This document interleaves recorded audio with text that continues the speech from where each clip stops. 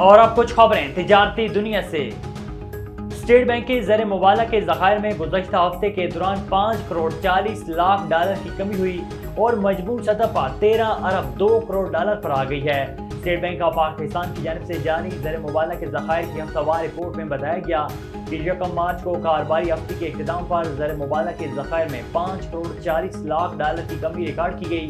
مرکزی بینک کے مطابق سرکاری ذخائر 7 ارب 89 کروڑ 58 لاکھ ڈالر کی سطح پر آ گئے، جبکہ زیر مبالغہ کے مجموعی ذخائر کی مالیت 13 ارب 2 کروڑ ڈالر رہ گئے ہیں۔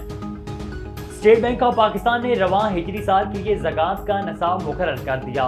اسٹیٹ بینک آف پاکستان کی جانب سے جاری نئے نصاب کے مطابق بینک اکاؤنٹ اور ڈپازٹس میں کم از کم 1,35,179 روپے رکھنے والوں سے زکوٰۃ منہا کی جائے گی۔ اس سے کم رقم رکھنے والے صارفین زکوٰۃ کٹوتی سے مستثنیٰ ہوں گے۔